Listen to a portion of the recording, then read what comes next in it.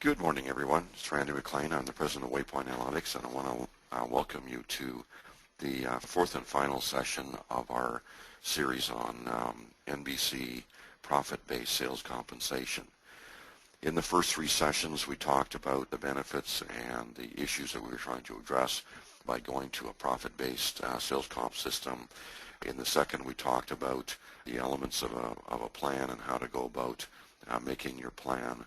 In the third session, we talked about the mechanics of setting up the numbers and the metrics and whatnot that were required to make the plan function. And in this final session, we're going to talk about launching the plan, and this may be one of the most important sessions. The launch phase of the plan is probably one of the most critical things. There have been innumerable plans that have been invented by terrifically intelligent people that have flopped after they've been rolled out because the launch phase wasn't planned out with the same care and detail as the rest of the plan mechanics. And so it's very important to do a good job on the launch. And here are the 6 points that we're going to be covering this morning. Those are, you want to plan in private but not in secret, so we'll talk about how to go about doing the planning phase. You want to use or develop flexible rules for the plan because none of us are smart enough to anticipate everything that's going to come down the line. You want to plan the crediting rules. Crediting rules are the rules that you use to say what is and is not included in the plan, and that's very important. You want to use true-ups, particularly on a profit-based plan, because it's very difficult to know profit in real time, and true-ups are the mechanism that help resolve that issue. You want to have a transition component so people can move from what is now to what will be in the future gracefully, and that will prevent you from having high levels of anxiety that can sabotage your ability to get onto the plan. And then you want to communicate intelligently, because communication, setting proper expectations is really critical to getting people to think about the plan itself and start acting on the plan. Okay, so the first thing we talk about is planning in private. And it's almost impossible in most organizations to take a decision to change the compensation plan and then spend weeks or in some cases months putting together the plan without anybody discovering that that's going on. And inevitably what happens is when that's discovered, first instinct of the sales force is that the purpose of the plan is to take money away from them and make the company more profitable at their expense. And left on to their own devices, all kinds of things will be generated in the rumor mill, which will not be good. So one of the things that we recommend is that you plan in private so that you can have the space to consider alternatives which may be unpopular. You may discard or use those alternatives, but at least you'll be able to go through them without getting people riled up. On the other side, people will discover that you're planning, and if you're in a blackout mode, that's going to help perpetuate the idea that you're trying to do something that they're not going to like. What I'll normally do is I'll let the sales force know that we're taking a look at plan alternatives. We think there's a better way of rewarding people for the things that matter to the company. And the underlying plan, the vernacular might be something like, we're intending to make another $1 million next year, and we're finding a way to share that with you. So there's something for them to look forward to. They'll gain their curiosity, and they'll be looking to you to deliver something later on that looks something like that. And so in your plan delivery mechanism or your communications, it's important to let them know what you're trying to achieve for the company and for them, and why it's going to be better for people. You will have undoubtedly people that get weirded out about this thing, and some of them may find a lot of enjoyment in raising a ruckus or getting people riled up. And it's important to identify those people early on and make sure that you have a mechanism for being able to talk to them and let them know that, it's not appreciated for them to be speculating on this stuff. You should keep your ear to the ground and respond back. Rumors crop up. And I wouldn't make it into a knee-jerk reaction, but what I would do is just watch things, and if things start to get disruptive, then call a meeting and straighten a few things out, or give them some idea of the progress of what's going on. One of the best things that you can do in those kinds of discussions is you can say, these are the phases we're going through. We're looking at plan alternatives and looking at things that work well with our numbers and with each salesperson's numbers to make sure we come up with the right amount of pay for people and that the people that are helping us move the ball down the field get better pay. And so that's the first phase we're looking at, and we've completed that phase. Then we have to look at what the numbers are and how we can basically, you can outline the 4 stages of the plan, and you can tell them that you're in, you've done phases 1 and 2, and you're working on 3 and 4 still to come. Just give them some information so they know what's going on, and I would just be vague in general about it. I wouldn't, they'll press to ask exactly what's going on, say things are in a state of flux and things are changing every day as we discover things that we want to fine-tune. So we're just going to hold off until we have a complete plan, and we'll bring it to you. Give the sales force an opportunity to feel like they're being communicated to and they know what to expect, because it will affect them. And then I think it's very important to recognize who the opinion leaders are. And you've been in meetings before, and when somebody says something, all heads turn to the one guy or gal whose opinion they're waiting for. And then when that person speaks, everybody will kind of get on board with that person, and you'll know who that is. And I would suggest that you could second them by bringing them into the planning process. You might even make them part of the planning committee if they're the right kind of person. If you don't do that, then what you may do is that when you get to the launch phase, you may bring them in early and start asking them for opinions about some of the alternatives or about the plan itself, and give them an opportunity maybe to suggest some tweaks to the plan to give them some sense of ownership in the plan, so that when the plan comes out and all heads turn to them, they're nodding yes. That can't always be done. There are certain kinds of people that are difficult to get on board, and if you have one of those in this kind of a role, then you have greater challenges than most companies do. But in the most part, the senior people that are more successful are the people that have the company's best interests at heart and are usually easy to count on to use their leadership role to help the company advance its objectives. Okay, when you're putting things together, it's important to use flexible rules. Like I said, nobody's smart enough to anticipate everything that's going to happen in the future. As a numbers guy, I have a great deal of empathy for other numbers guys that like square corners on the boxes and everything inside the circle.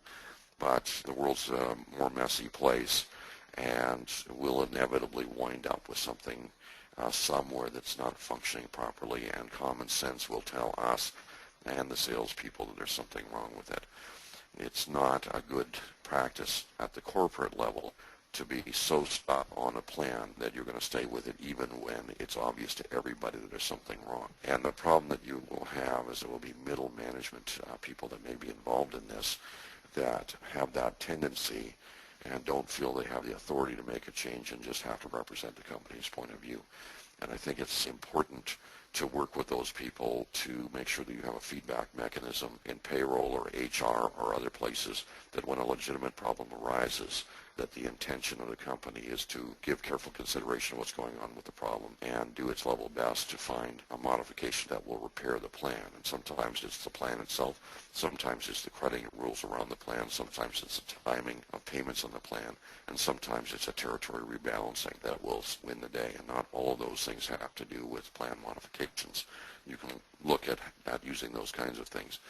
But remember the critical objects of the plan, and that goes back to session 1 when we're looking at the fundamental purposes, and we'll review them at the end of this session. Avoid rigid mathematics. Now, mathematics are mathematics. They should add up. But what I mean by avoiding rigid mathematics is taking a look at crediting rules and other things. If you must, you can change the actual metrics in the plan to work on something that better suits the current environment.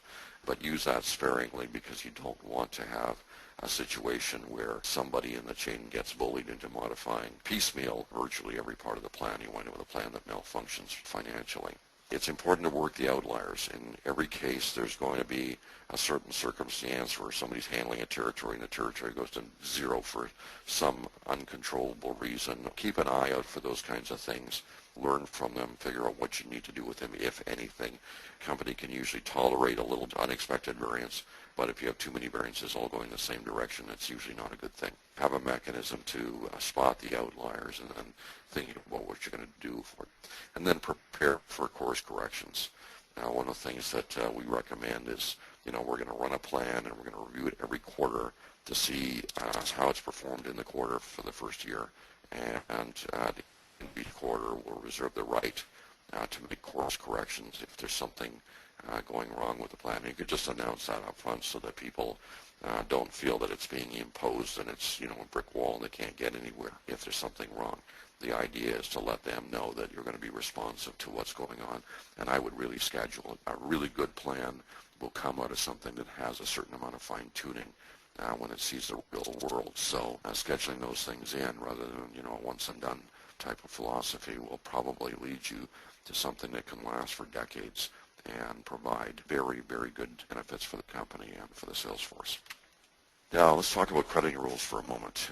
In compensation design, crediting rules is one of the things that's most often overlooked. Where crediting rules essentially say what does and what does not qualify to have incentives and how. It will have a function of timing, but it essentially will say things like, we pay on this, but we do not pay commissions on service. We pay commissions on new sales at a different rate than we do on old sales. It's essentially the rules that surround how we translate an invoice amount into an incentive amount. This is the place where you have to consider the breadth of the product line and the service envelope for your customer, understanding how commissions are going to be triggered, and making sure that you consider the timing of the commission payments and the time frames of the commission payments. So those need to be properly articulated. It's necessary for the people that calculate the payroll to be able to calculate the payroll period,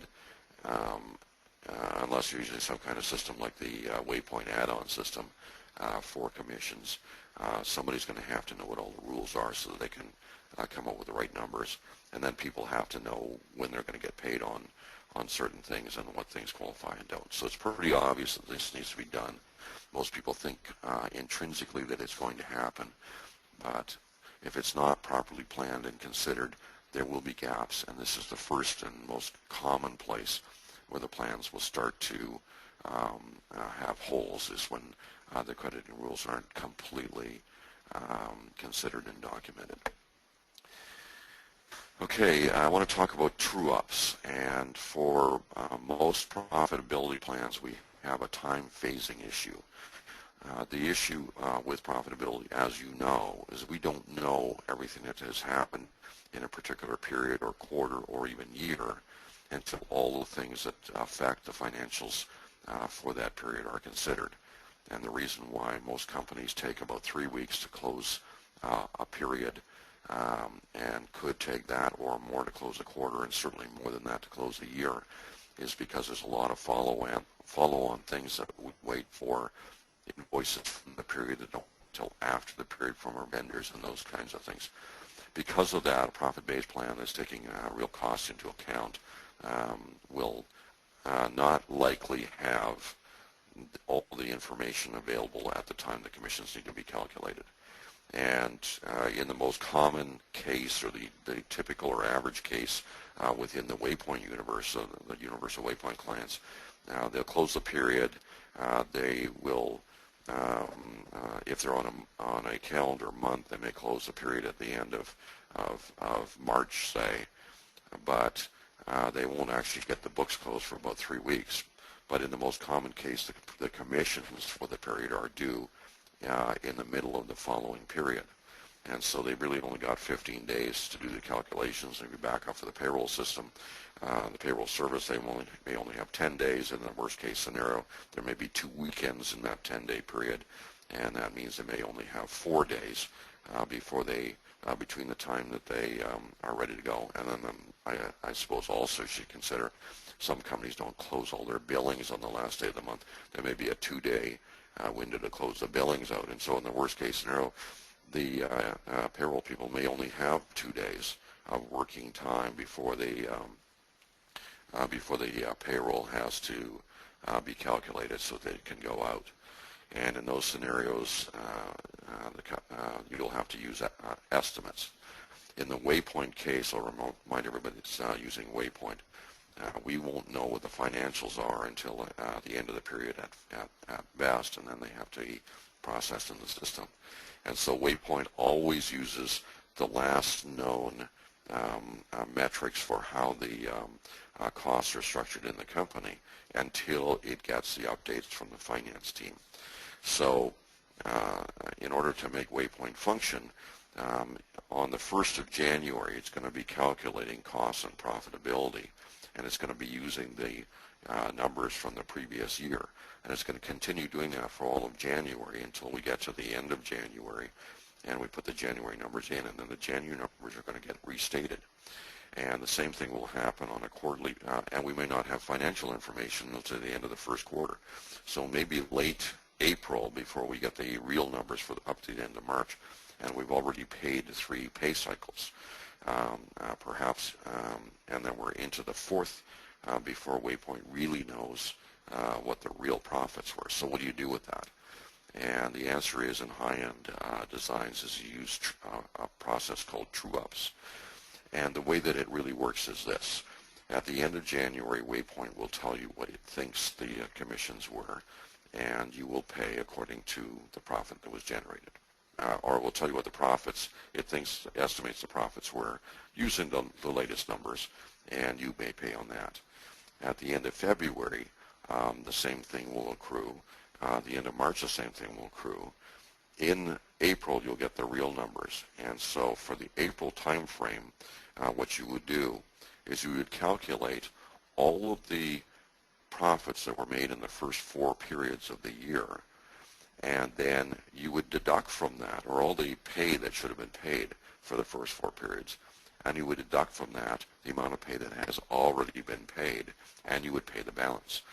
And if the rep has been underpaid, then the company will make good on that by finding, wow, we made more profits than we thought we did, and here's some more money than you've already been paid. So, and that would be good.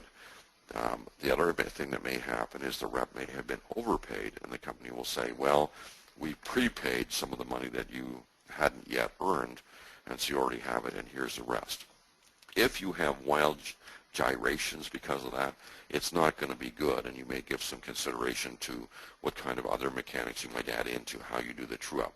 If you have somebody that has made a whole lot of money, and then after you get the calculations, you find out they made 0, which would be a really unusual case. But if that kind of thing happens, then of course you can't just tell the person that, to suck it up. You're probably going to have to do something, and that's where the flexible rules come in. But you want to make sure that that works. So the whole purpose of the true-ups is to make sure that things are synchronized at the end of each quarter, at the end of each financial period, and certainly at the end of the year, so the right amount of money has been paid, the right amount of money has been earned, and everything is exactly as it was promised. Now, these things work perfectly fine. We've had lots of people that have programs that are similar in terms of the payouts, having draws against commission, that kind of thing. They're fairly common in sales, and they frankly don't cause any issues unless you're not clear in your communication. You don't set good expectations about what is actually going on. If people go in cold and you sort of forget to tell them about this, then you will have problems. So it's very important to communicate accurately. By the way, if you buy Caldas, which costs about $1 million for a pay sales incentive system to install at your company, and you set something up that takes anything into account, Caldas doesn't have the capability of calculating real profits, but it does have the capability of putting in things that are surrogates for profits. And you paid $100,000 or $500,000 for a company that I used to work for to do this, then there would be a true-up in the system for sure. We almost always did true-ups in high-end plans for big companies that had thousands or sometimes tens of thousands of sales reps. All right, very important to have a transition component for your plan. And the idea of the transition, as we spoke about before, is to have a way of getting from here to there. Most transition plans run at least 6 months. Some of them last a year. And the best transition mechanics that I've seen is where you can put people onto the plan and you're giving them an opportunity to go and change the nature of how they do business with their customers, or how they work with their customers, to change the profits that they generate.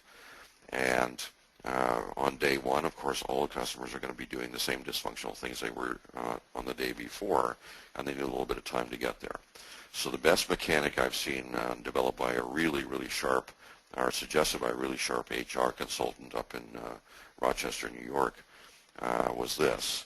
She suggested that for the first quarter, that the sales reps get either whatever the new plan paid or what they made the same quarter the previous year, whichever was higher.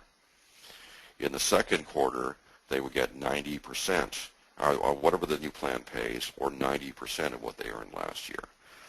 In the third quarter, it went to 80. In the fourth quarter, it went to 70, and after that, they were on the new plan.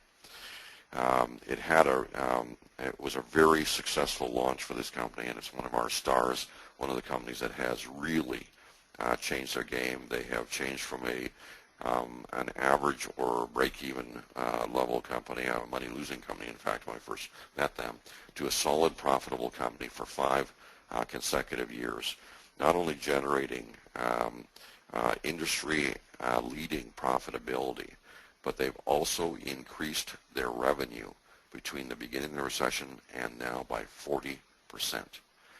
And they did that with about 60% of the number of customers that they had at the beginning.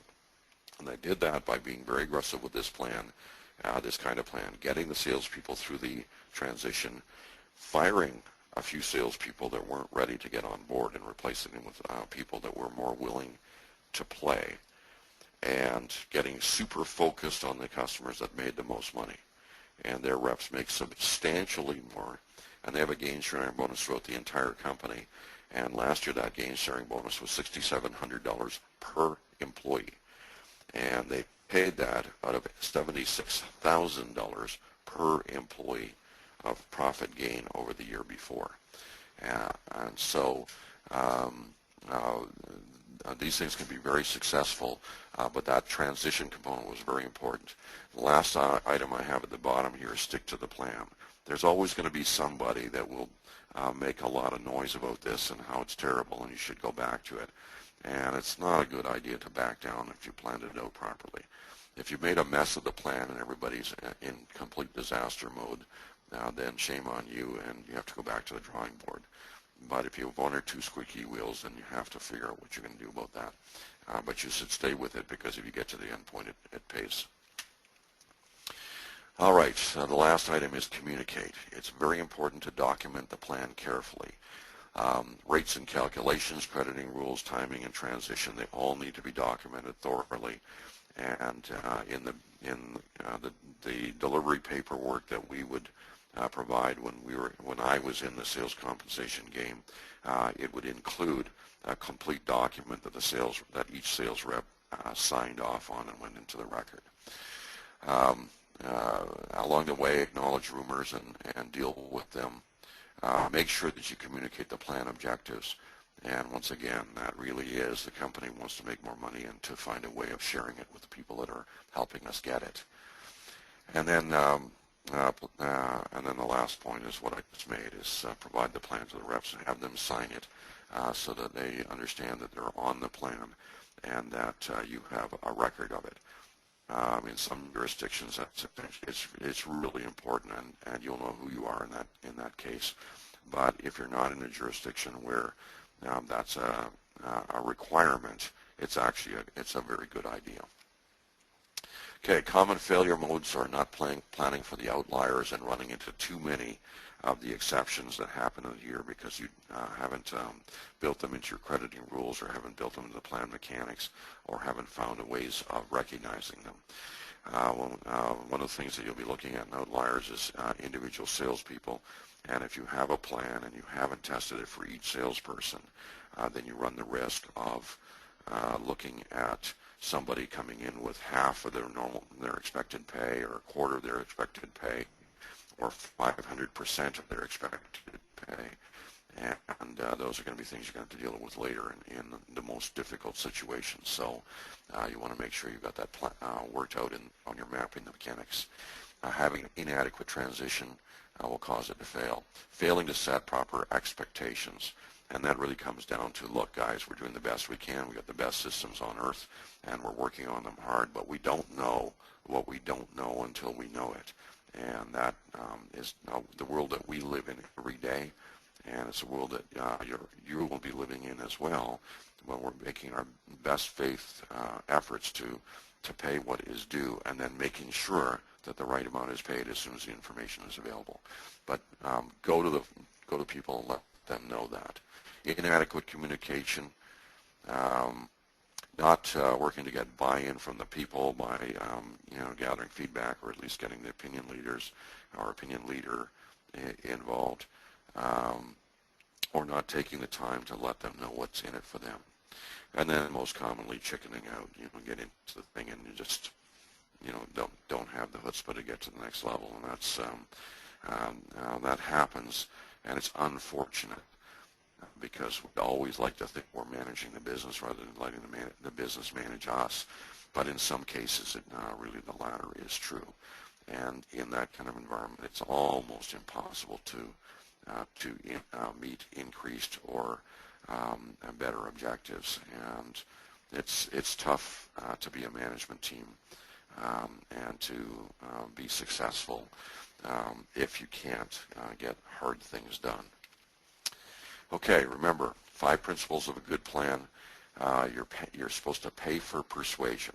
People aren't being paid to maintain a territory. They're being paid to persuade the existing customers to buy more, to buy more broadly and more deeply, and to bring new customers into the territory.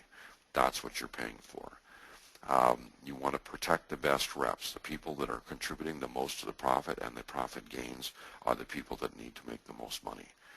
People that are doing the opposite should be funding the people that make the most money through reduced earnings. You want to prevent runaway earnings. You want to have situations where people can have high earnings, but only where the company also has high earnings. An NBC or commission-based plan has that intrinsic in its nature. And so this principle is fully taken care of in any kind of a profit-based compensation plan. And the good news is that a management team would love to have million-dollar sales reps, a whole flock of them, if the company is making millions whenever the rep makes $1 million. And so that's a good thing. And by the way, as an anecdote, one of the best companies in our entire WayPoint universe has Salesforce, where the lowest paid rep makes over $250,000 a year. Highest paid makes about $750,000 a year. They've been paying on profits for a very long time, and that company is a absolute cash cow in one of the most difficult commoditized businesses in one of the most competitive and crowded markets in the entire country, and they are an absolute standout winner. The fourth principle or element is to make sure you're operating within the budget, so the proper plan is always paying out of profits that are coming in, and that you're never reducing the profitability of the company when you're increasing the pay of the sales force. And then the last thing is a good plan will provide performance insurance for the management and ownership of the company. A good plan will always provide for a good manager to make good money, even if some of his people are underperforming, because others will be overperforming and being well rewarded for that. And that will make sure that branch managers on up will always be able to meet their goals if they have at least a good proportion of their sales force also meeting their goals. And so having a good plan will prevent forever situations where you have to pay big incremental commissions out to a sales rep where the company is losing even more money than it has in the past, or the branch is underwater, and those kinds of things. So I want to encourage you to give careful consideration to this. This is one of the most valuable tools you can use to drive profitability and gains in profits in your business. It doesn't come without a cost. Like anything worthwhile, it requires some effort. But if you're willing to make the changes, it is almost impossible for one of these plans to fail. And if you follow these rules, it is impossible for the plan to fail and not deliver you very increased and, in many cases, extraordinary results. So I want to thank you for spending time with us talking about this. I do hope that this information is going to be very valuable as you begin to map out your own plans and have your ability to get your company to the next level and having the sales force fully on board and invested in generating increased profitability for your business. I'd be delighted to talk to you offline and after the fact, and if you have questions or there's things you wanted to discuss with your company, I'd be happy to entertain your calls and we can discuss it further. So for now, thanks a lot for spending time with us, and I look forward to speaking to you in the future.